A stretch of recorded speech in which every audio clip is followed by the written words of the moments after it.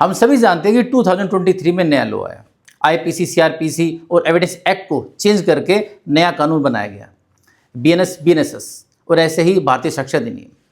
इनमें कुछ बदलाव भी किए गए, लेकिन कुछ बदलाव इतने साइलेंटली और इतने खतरनाक हुए हैं कि जब उनकी जरूरत होती है, जब उनको पढ़ते हैं तो पता चलता है कि भी इसका रिजल्ट क्या निकलेगा। इसी में से आपने अब तक सिर्फ ये सुना है कि पुलिस किसी को भी अरेस्ट करते समय उसके साथ मारपिटाई नहीं करेगी, ना ही जब उसको अरेस्ट किया जाएगा उसके साथ कोई बदतमीजी की जाएगी। लेकिन जो नया कानून है उसके हिसाब से पुलिस अरेस्ट करते समय किसी को जान से भी मार सकती है। नमस्कार दोस्तों, मैं हूं एडवोकेट धीरज कुमार, आपका स्वागत करता हूं आज की वीडियो में।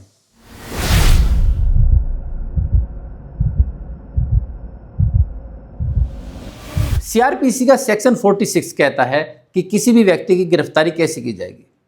इसमें 4 पॉइंट थे, मतलब आपके 4 सब क्लोज। ये कहते थे कि भी किसी भी व्यक्ति को जब अरेस्ट किया जाएगा उसके ऊपर किसी प्रकार का फोर्स यूज नहीं किया जाएगा, मतलब आप उसको नॉर्मली ही अरेस्ट करेंगे। इसके अलावा अगर कोई भागता है या कोई परेशानी करता है तो ऐसे में जितना बल वो प्रयोग कर रहा है उतना ही बल पुलिस प्रयोग करेगी उसको पकड़ने के लिए। इसके अलावा किसी महिला को नाइट में, रात में अरेस्ट नहीं किया जाएगा, उसको दिन के उजाले में ही अरेस्ट किया जाएगा। अगर कोई विशेष परिस्थितियां हैं और उसको अरेस्ट करना है तो उसको अरेस्ट करके मजिस्ट्रेट के सामने डायरेक्ट उसी वक्त ही पेश किया जाएगा। तो इस प्रकार के उसके अंदर 4 पॉइंट बने हुए थे किसी व्यक्ति को अरेस्ट करने के लिए। ये सेक्शन 46 सीआरपीसी था। इसको चेंज करके बीएनएसएस में सेक्शन 43 बनाया गया। अब इसके 4 से 5 पॉइंट कर दिए गए। अब नॉर्मल कोई 5वां पॉइंट ऐड करेंगे तो आप लास्ट में ही करेंगे, लेकिन उसको लास्ट में ऐड नहीं किया गया, उसको 4th नंबर पर ऐड किया गया और जो 4th था उसको 5th बना दिया गया। अब वो 4th नंबर जो उन्होंने लास्ट में ऐड किया है एक्स्ट्रा, जो 5वां पॉइंट है, वो ये है कि भी ये सेक्शन किसी को भी ये अधिकार नहीं देता है कि वो अरेस्ट करते समय किसी को भी जान से मारे, मृत्यु कारक करे, बशर्ते कि उस व्यक्ति पर जो आरोप है वो लाइफ टाइम इम्प्रिजनमेंट, मतलब कि आजीवन कारावास और फांसी की सजा का ना हो।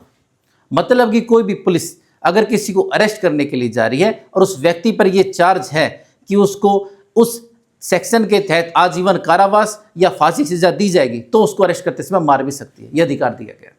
अब नॉर्मल इससे पहले जो अधिकार थे वो थे किसी व्यक्ति को जब भी अरेस्ट किया जाएगा उसके ऊपर बल प्रयोग उतना ही किया जाएगा जितना वो सामने वाला प्रयोग करे। अगर वो नॉर्मल अपनी अरेस्ट दे रहा है तो पुलिस उसको अरेस्ट करके लेकर आएगी, उसके साथ किसी भी प्रकार की कोई भी मार पिटाई नहीं की जाएगी।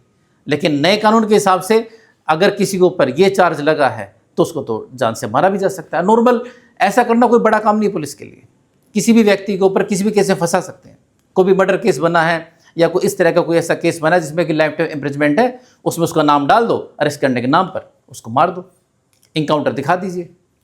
आपको ये लग रहा होगा कि ये बड़ा छोटा सा सेक्शन है, बड़ी छोटी सी बात कह दी गई, लेकिन इसका जब मिसयूज होगा तब पता लगता है कि भी ये कितना बड़ा काम है। अब आज के बाद से अगर आपको लगता है कि भी आपके ऊपर किसी ने कोई झूठा केस किया है और उसमें जो सज़ा है वो लाइफ टाइम इम्प्रिजनमेंट या फिर डेथ पेनल्टी की है, तो ऐसे में आपको पुलिस स्टेशन जाकर तो सरेंडर बिल्कुल नहीं करना है।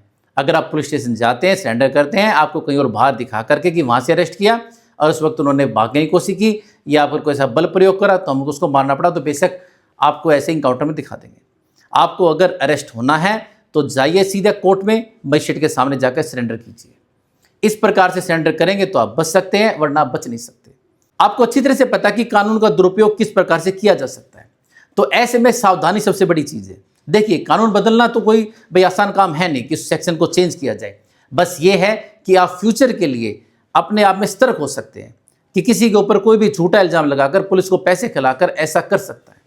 तो फ्यूचर में अगर किसी भी प्रकार से अगर आपको लगता है कि कोई झूठा केस किया गया जिसमें इतने बड़े सेक्शन लगे हुए हैं, तो ये मत सोचिएगा कि पुलिस आएगी, घर से अरेस्ट कर रही है या अरेस्ट करके किसी को लेकर जा रही है और हम उस इंसान को अकेले जाने दें, तो समझ लीजिए आपको साथ साथ ही चलना है। फैमिली मेंबर्स की ड्यूटी बन जाती है, उस इंसान के साथ साथ जाए, पुलिस स्टेशन तक जाए और ये आश्वस्त करे कि उसको अरेस्ट किया गया है और उसके खिलाफ जो भी उनको फॉर्मेलिटी कंप्लीट करनी थी वो की गई है, आपके भी साइन लिए गए हैं और उसको भी मजिस्ट्रेट के सामने पेश करेंगे। जब तक पेश ना हो जाए मजिस्ट्रेट के सामने तब तक सतर्क ही रहिएगा। दोस्तों, आशा करता हूं आज की वीडियो को पसंद आएगी। तो मिलते हैं नई वीडियो में नई जानकारी साथ, तब तक के लिए नमस्कार।